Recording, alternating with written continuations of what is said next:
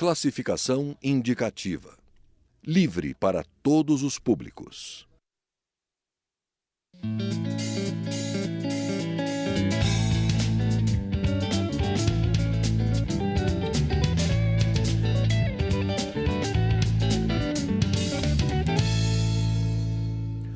O deputado Newton Cardoso Júnior, do PMDB de Minas Gerais, solicitou ao presidente da Câmara e foi atendido a criação de uma comissão externa destinada a acompanhar as investigações sobre o rompimento da barragem de Fundão, localizada no distrito de Bento Rodrigues, entre Mariana e Ouro Preto, no centro do estado. O acidente aconteceu no dia 4 deste mês, provocando um grande estrago na região.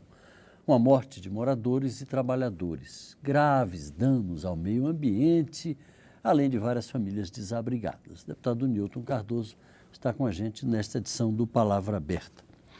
Deputado, a gente vem acompanhando, vendo pela televisão, ouvindo pelo rádio, noticiário, e é dramática a situação, sobretudo com relação não só às mortes, que são muito lamentáveis, mas também a situação, o impacto ambiental sofrido por toda aquela área atingida pela lama. É uma lama tóxica, não é? Eu estava vendo recentemente a situação de Valadares, governador Valadares, coberta de lama. E o senhor me dizia que cheira a peixe, né, a lama. Sim, Paulo. Inicialmente, quero cumprimentar a todos os telespectadores e ouvintes do programa, que sempre tem um clima tão ameno, mas hoje temos que falar de um assunto sério e traumático, trágico, não só para o estado de Minas Gerais, como o Espírito Santo, mas falando talvez da maior tragédia ambiental do Brasil. A represa, a barragem de Fundão e Santarém, que está envolvida nesse processo, é uma barragem que liberou 62 bilhões de litros de um resíduo mineral que podemos dizer inicialmente que não é tóxico, mas que vai acumular por toda a bacia do Rio Doce, por onde passou o rastro de distribuição, iniciando infelizmente pelo pequeno distrito de Bento Rodrigues, de produção tradicional. Foi devastado, né? Pelas imagens que a gente ele viu, sumiu do mapa. Sumiu do mapa. Ali tinha produção de geleia de pimenta, aquela pimenta biquinho, tradicionalíssima. Estavam com um projeto até de exportação dessa geleia. Tudo foi por água abaixo. Esse sonho acabou. As famílias perderam entes queridos, temos ainda mais de 20 pessoas desaparecidas, crianças de pouca idade falecendo, animais queridos para as pessoas sendo resgatados em condições sérias, tristes, e todo o impacto de uma atividade que é de risco, mas que precisamos agora, a partir da criação dessa comissão externa, identificar as reais causas e apresentar, por parte dessa casa, por parte da Câmara dos Deputados, um relatório de medidas que devem ser tomadas, não só para a prevenção a outros exemplos, mas também para a recuperação de todo o Vale do Rio Doce. Não falando apenas da situação de governador Valadares, mas as cidades todas ao redor do Rio. O senhor acredita, deputado, que tenha havido leniência das autoridades na concessão, por exemplo, dos alvarás para a construção de uma barragem como essa? Porque ela deve ter um mínimo de condições de segurança, porque o resíduo que ela protege é de uma toxicidade que a gente está vendo. Não é pouca coisa extremamente grave, né? Do ponto de vista da saúde da população. É cedo, muito cedo para se falar em leniência, em qualquer tipo de responsabilização ainda. Sem nenhuma dúvida, a mineradora já assumiu uma série de compromissos e vai assumir outros ainda muito maiores. Ela é, inicialmente, o primeiro alvo de todas as autoridades, de toda a população. Já saiu uma multa de 100 milhões. 100 milhões, mas estima-se... Mas 100 milhões para o tamanho do impacto daquilo, eu não sou especialista, mas acho que é muito pouco. Eu vi uma estimativa hoje de 10 bilhões de reais. Bilhões de reais. É um fato, talvez, realmente a maior tragédia nacional e provavelmente o maior número de indenização ambiental na história do nosso país. Mas eu não sei se apenas a indenização financeira será responsável por salvar a situação do Vale do Rio Doce. Temos concentrações de ferro na água até 10 mil vezes acima do limitado para o consumo humano. Apenas em Belo Oriente, onde temos uma indústria de celulose, a água já se tornou imprópria até para o consumo industrial. A situação é muito séria e nos próximos dias uma comitiva da Câmara já está se deslocando em 2 etapas. Uma primeira etapa para Mariana, para entender a situação do município e dos distritos que são afetados imediatamente, ver o rastro de destruição. E uma segunda comitiva vai se deslocar diretamente a Governador Valadares e em seguida a Colatina, no Espírito Santo, pois a água que está chegando já no Espírito Santo está comprometida, está causando a poluição do rio de forma que é irreversível, de forma que não pode ser contida.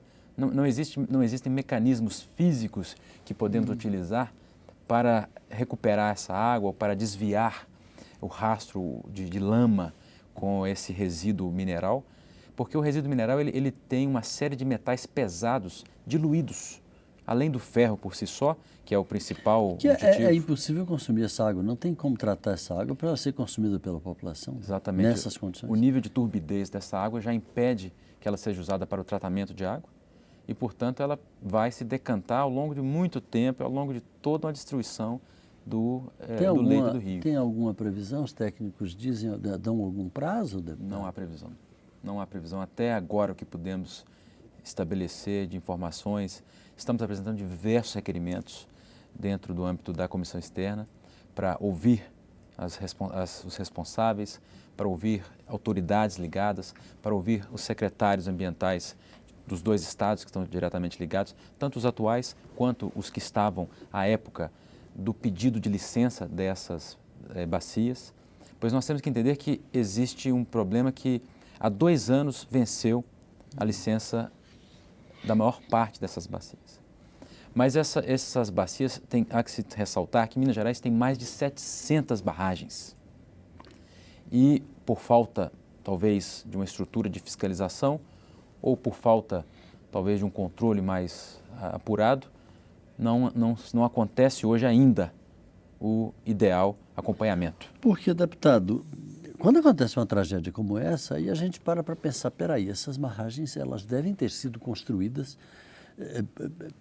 deve ter havido alguma irresponsabilidade na construção. Porque um acidente desse não acontece por acaso, se forem tomadas todas as providências para a segurança da própria construção. Então, me parece, eu também falo ainda como leigo, mas que a causa está lá atrás, lá na época da construção. Quem responde por isso? A mineradora? A mineradora, sem dúvida, responde, mas se houver qualquer indício de responsabilidade por parte de autoridades do governo, em qualquer nível, precisarão ser também chamados à atenção. Mas é importante dizer que uma barragem... Por isso que lhe perguntei no início se teria ou não havido uma espécie de leniência das autoridades. Não, vamos aprovar esse alvará, não cumpre tudo, mas vamos deixar passar e tal coisa. E aí acontece uma tragédia como essa. Como, em outra área, outro ângulo, não tem nada a ver, aconteceu em Santa Maria, na Boate Kiss. Sem dúvida. Que foi, deixa aí e tal coisa. Aí, de repente, acontece uma tragédia daquele tamanho. Assim como aconteceu em Minas Gerais mesmo, nos últimos 20 anos ocorreram mais 3 acidentes com gravidades semelhantes, com mortes, falecimentos, mas não com o porte que aconteceu esse acidente de Mariana. Importante ressaltar que uma barragem para ser construída envolve um grande projeto de engenharia, envolve, sem nenhuma dúvida, o atendimento à legislação federal, que essa casa já se responsabilizou por editar e aprovar, a legislação ambiental dos estados e também as autorizações municipais para a construção, que são plenamente atendidas, precisam ser atendidas.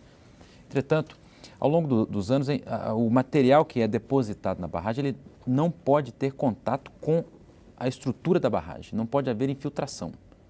Quando ocorre a infiltração, é o início de um risco de acidente e é preciso entender se houve problema no início, durante a construção, por falta de manutenção ou qualquer outro aspecto, até o aspecto geológico que foi citado, o aspecto de terremotos que ocorreram, de tremores de terra de baixa escala que ocorreram, que dizem que pode ter afetado a estrutura da barragem. A Estação Sismológica aqui da Universidade de Brasília registrou esses tremores, mas foram de pequena monta. Pequena monta, parece que um número abaixo de 2,5 graus na escala Richter. Bem abaixo, 1 e pouco, 1,8, algo assim. Sim. que já declarou também a universidade que não são níveis que possam afetar a estrutura da barragem. Mas, de qualquer maneira, tudo precisa ser examinado. E precisamos lembrar que atrás da barragem que arrebentou, temos uma barragem 6 a 8 vezes maior, que é a barragem de Germano. E já existem indícios que essa barragem está sob risco. Caso essa barragem resolva estourar ou que ocorra um acidente com essa barragem, estamos sob o risco de um caso ainda mais grave. Ela é maior do que essa que estourou? É de 6 a 8 vezes. 6 a 8 vezes. Portanto, eu entendo que é realmente uma situação que precisamos trazer à tona, precisa ser divulgado com transparência. A população precisa entender cada passo do que está acontecendo, de como vai ser recuperado o meio ambiente. E entendo que a comissão externa, que foi criada de forma muito responsável por essa casa, com parlamentares de todos os estados, de todas as regiões do país, certamente iremos atingir o grande objetivo, que é entender as causas e trabalhar para uma prevenção segura, séria, com resposta rápida à população. Deputado Newton Cardoso Júnior, PMDB de Minas, muito obrigado pela sua participação, nossa solidariedade ao querido povo mineiro, especialmente de Mariana, de Bento, a cidade presépio, né, Mariana, primeira capital das Minas Gerais. E a gente continua acompanhando esse assunto. Quando tiver alguma coisa, quando voltar dessa visita que os senhores vão fazer, nós estamos aqui às ordens para saber mais a respeito disso. Muito obrigado. Muito obrigado. Você de casa, muito obrigado pela audiência, um abraço e até a próxima.